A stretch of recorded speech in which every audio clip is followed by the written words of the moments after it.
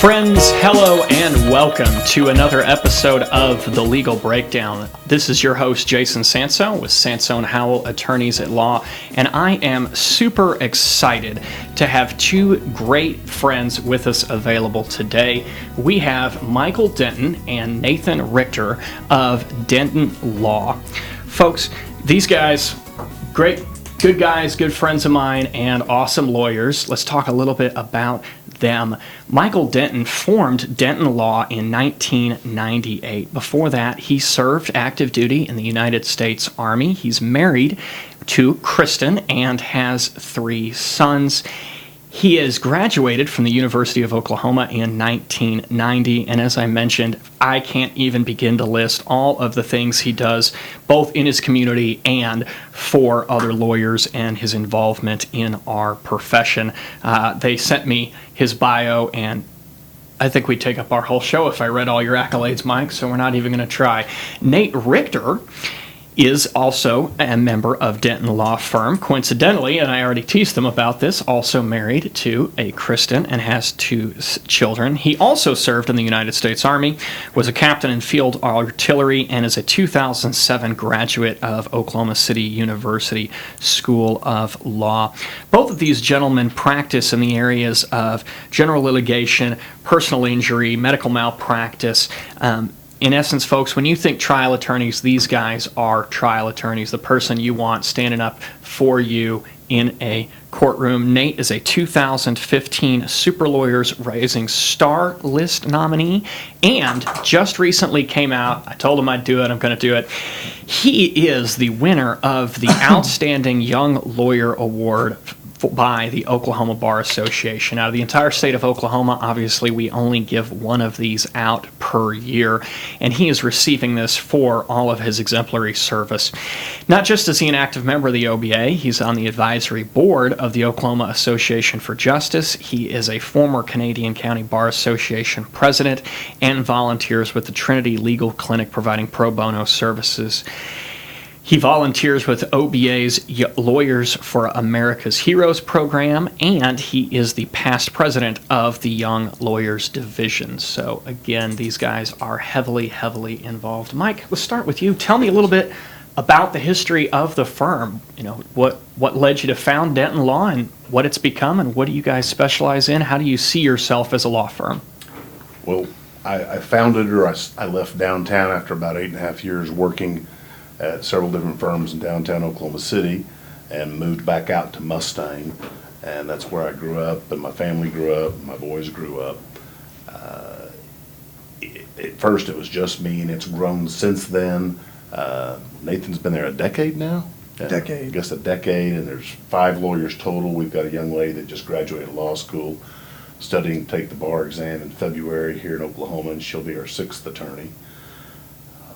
It's been a great experience. It's a lot of fun being able to be close to home, and I never know I had so many friends from high school as to when I moved back home, and now everybody's a good friend when they want to call. But that's appreciated because that's kind of a recognition. Okay, this guy has some idea about what he's doing.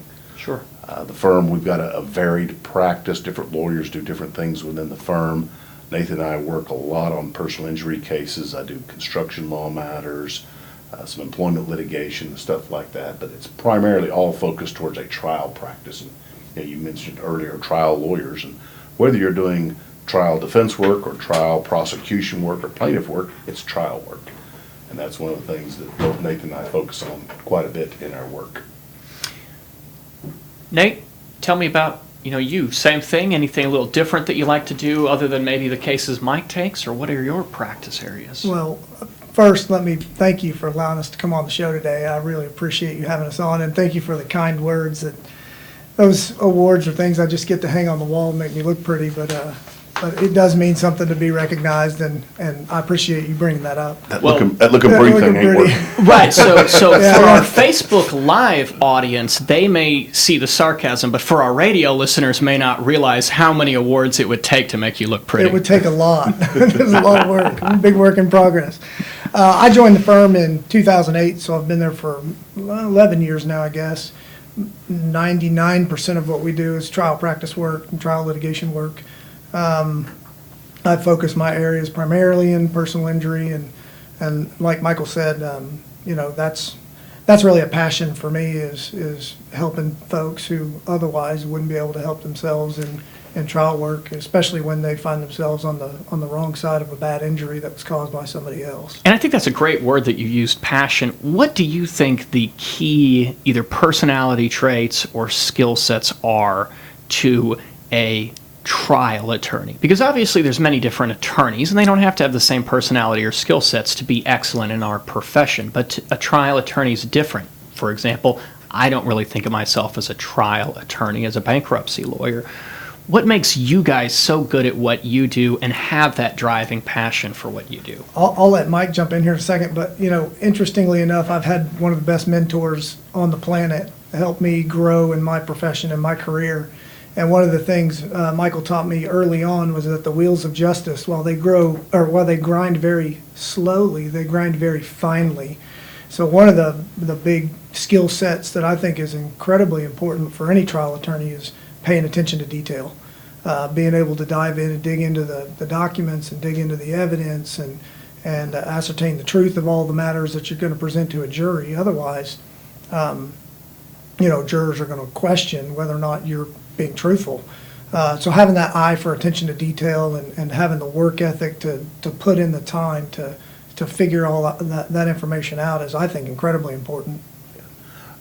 Another important component of trial work, especially personal injury trial work, is compassion. You have to have compassion for human beings. I don't believe that you can discount human life, be discriminatory or hateful to others, and do this work with any genuineness. And one thing for sure I've seen over the years, jurors see whether or not you're being genuine and whether or not the witnesses and the clients are being genuine. So if you don't have a very increased or elevated level of compassion and empathy for your clients, I don't think you can effectively represent them. I mean, we're blessed that we're able to do these things for these people. I am no better than any other human on earth. God gave me certain things I'm good at, and I'll tell you, there's a lot of things I'm not good at, and my wife be the first person to let you guys know as well as me. One of the Christians. Yes, one of the They'll both tell us. Christians. Yeah, and I think his wife would tell me as well. But having that compassion, that empathy, and being willing to sit there with your clients, and you don't commiserate with them because they need help. They don't need sympathy. They want empathy and somebody to actively take a role in trying to help right the problem that they have. I mean, people don't call your office or our office because they're having a great day. It doesn't happen. I like to joke people, how are you doing today? Oh, I'm doing fine. I said, well, not really. You called a lawyer. So unless they're wanting to do an adoption, that's about one of the few positive things or things that people are always upbeat about. So you gotta have that open heart and willingness to listen and take the time to care.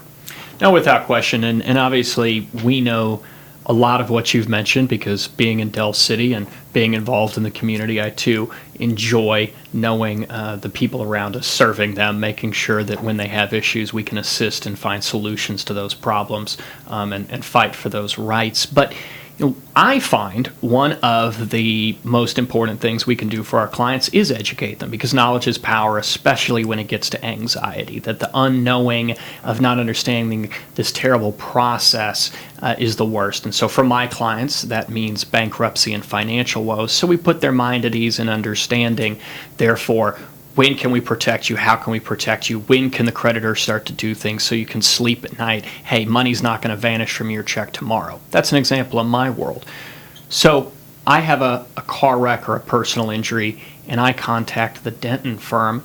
Let's talk our listeners through, what is that timeline? Obviously, at some point, you're going to bring me in. We're going to do different things. How would things progress when I now need your services? You want to hit it, Nate? All right, it's up to you. Go ahead. Okay.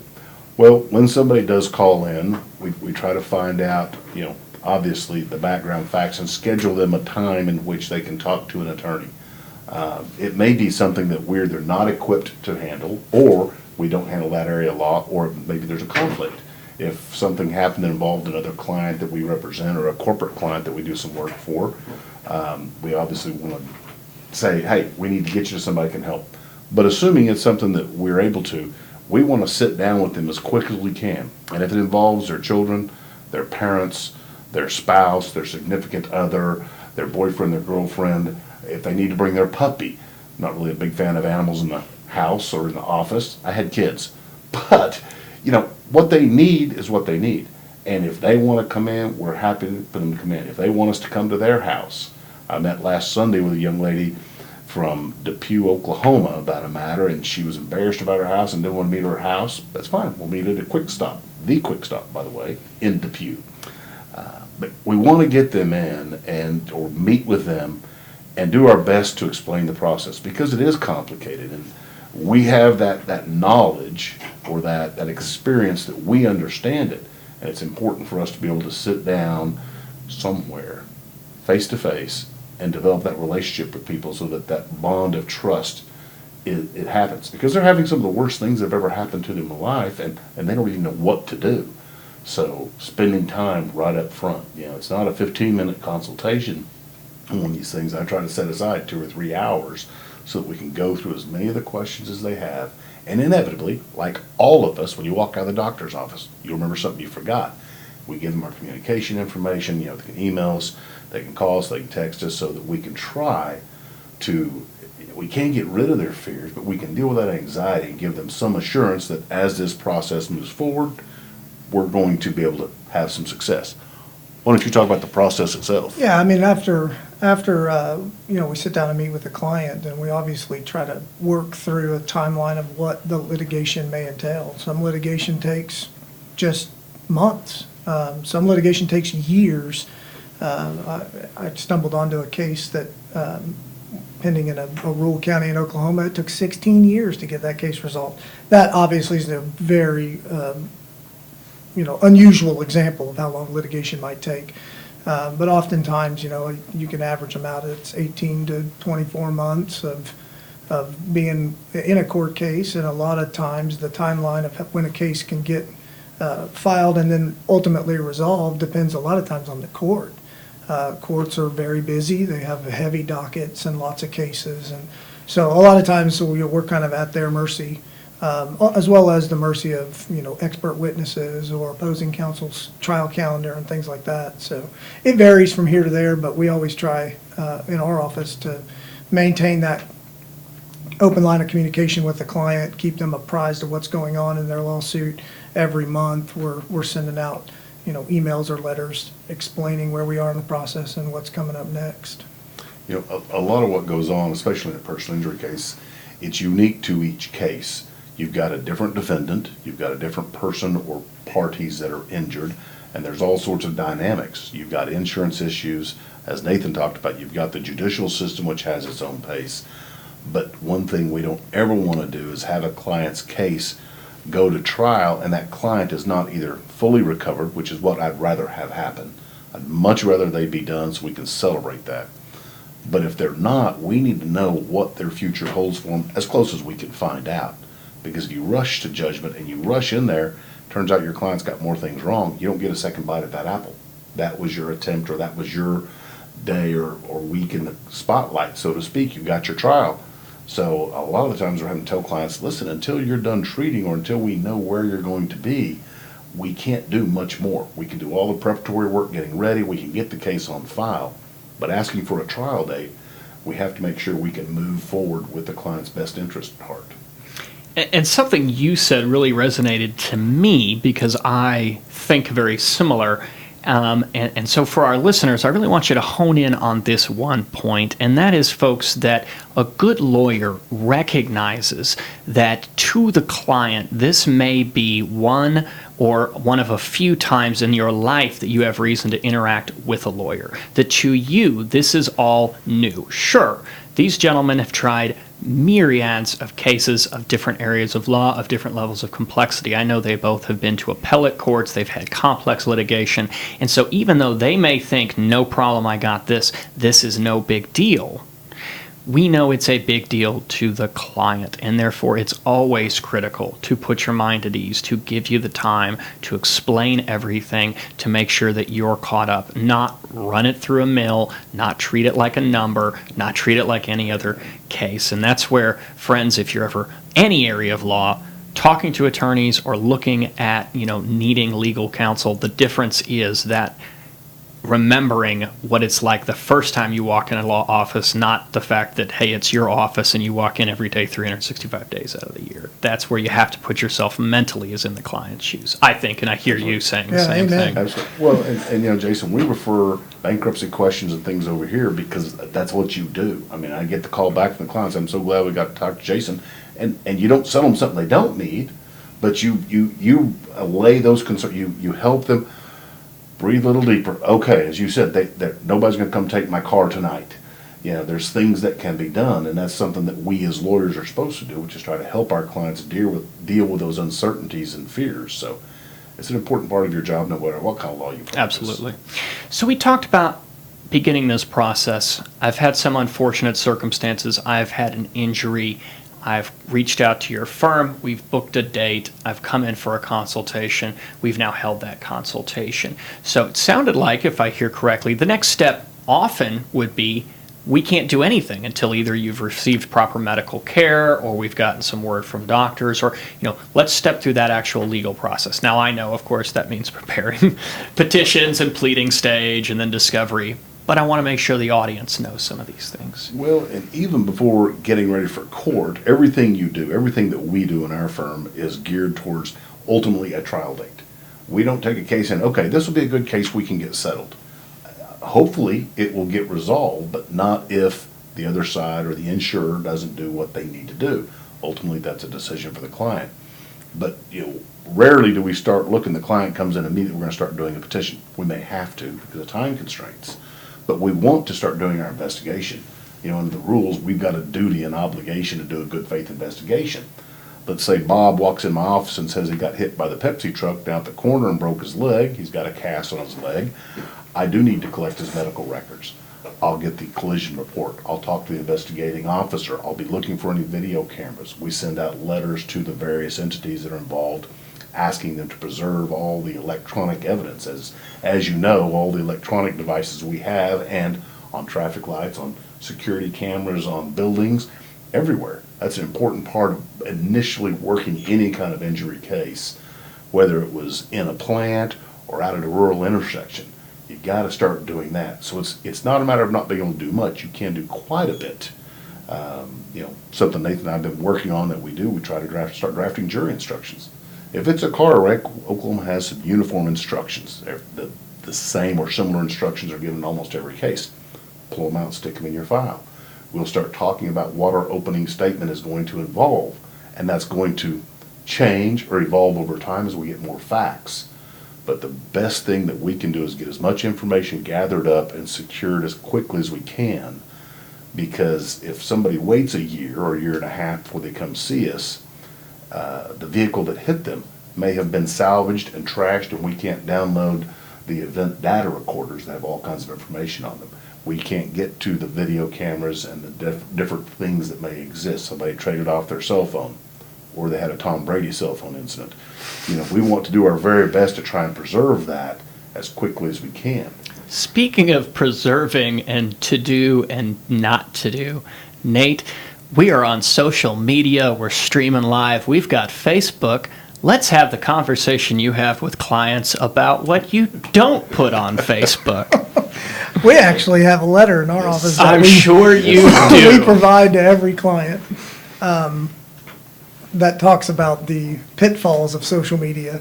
It seems more and more common that folks just live their life on social media, and they post all kinds of comments and opinions and pictures and things about their life that they don't realize is readily available and most of the time can be used in litigation against them, for that matter.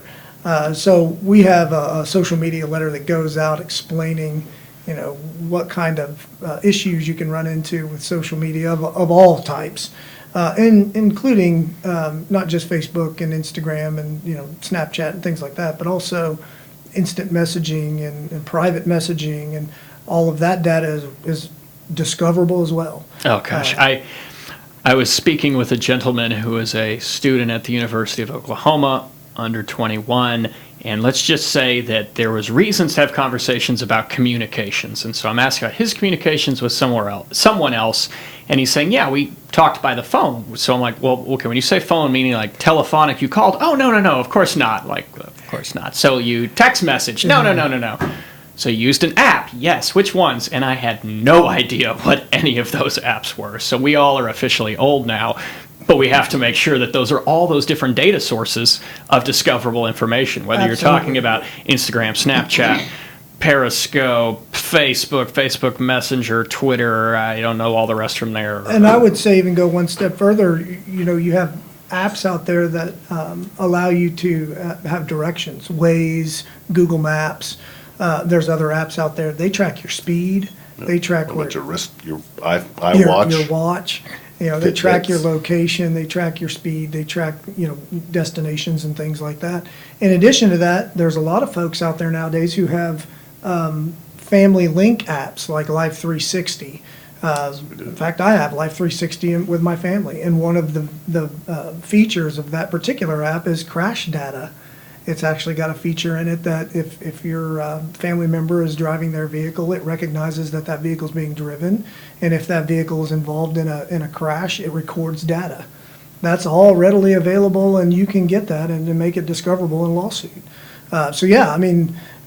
Technological advances are only going to continue, and they're going to create very unique issues with litigation, and we're facing those now. I saw an article today that a judge in Ohio granted a warrant request to local law enforcement that allowed them 100% search of a particular DNA database, GED, something like that. But the problem is that their terms of service say very narrowly tailored for the searches, and that they won't comply with law enforcement requests, but there's a court order that told them, nope, you got to give over everything.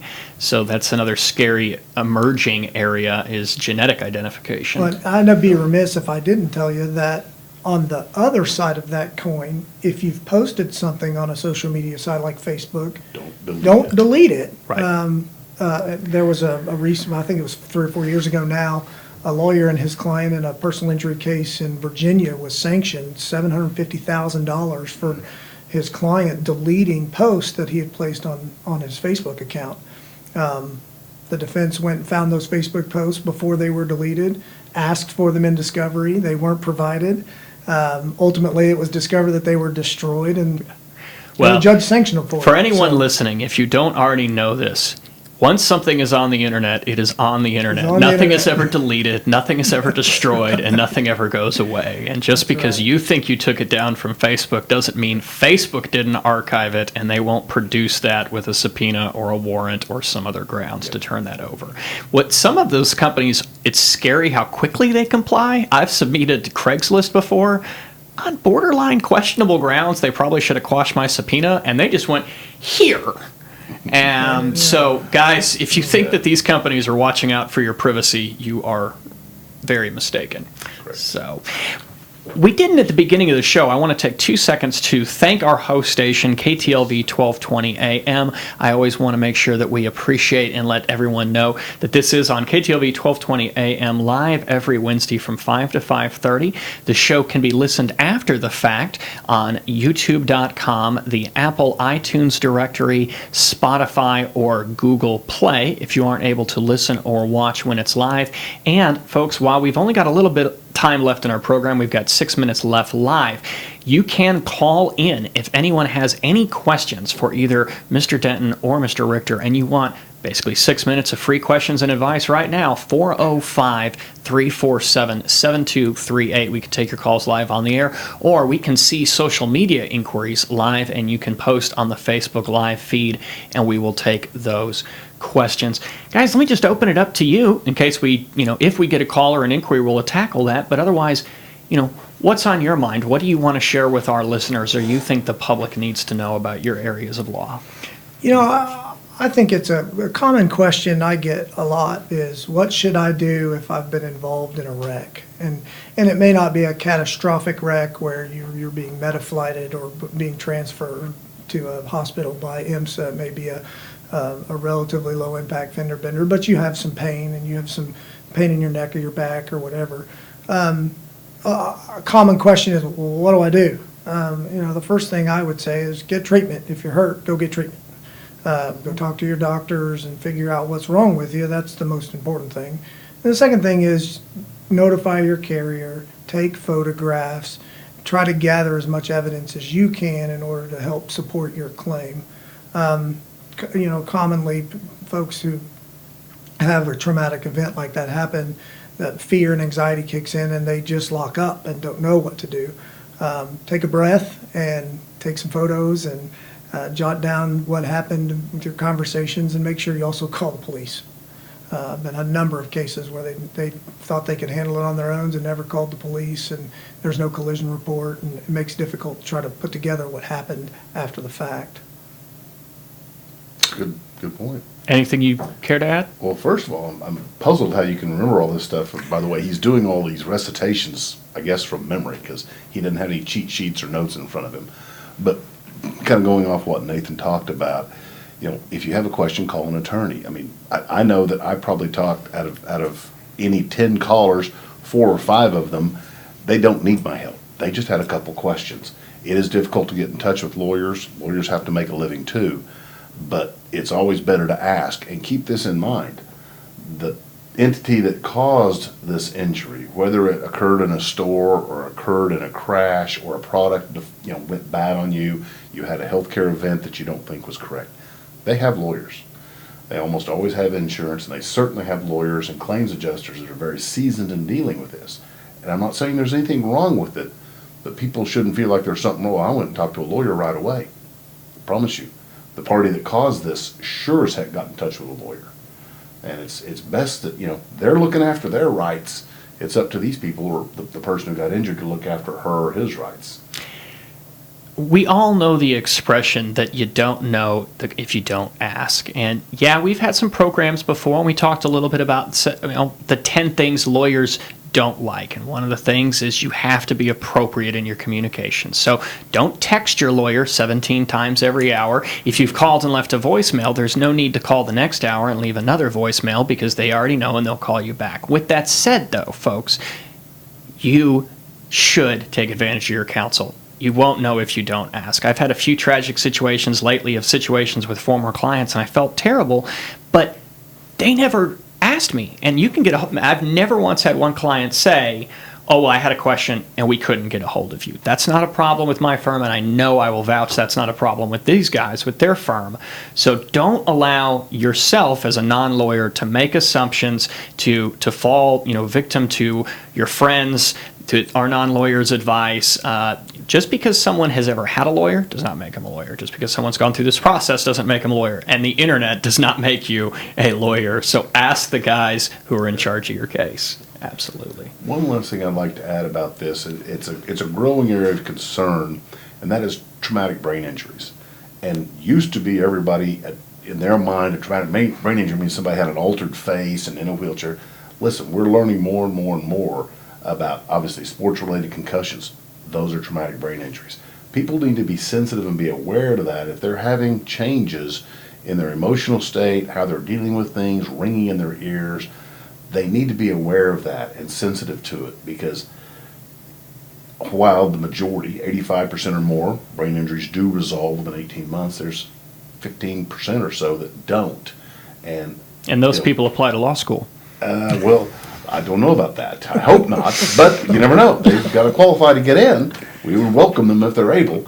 But it's just important. That's just one thing that I think keeps getting overlooked. And I'm not going to be critical of healthcare providers or anybody or any industry per se, but it's an underserved area in the legal profession, is recognizing clients that have had an impact, and just hitting your head on the head restraint is more than enough to create a head injury. I hope it doesn't, but people need to be aware of that. Anytime you can't see something directly, the world is slow to adapt to it. And this is true for our veterans and VA benefit coverage. There's ongoing litigation related to hearing loss. As I'm sure both of these gentlemen as Army veterans are aware, there's issues related, obviously, to brain injuries. We don't do well when I can't see the broken bone, but that's the world we live in, and the law needs to adjust and get caught up with some of those things. We've got No, we don't. Friends, it has been a wonderful episode. I appreciate everyone listening.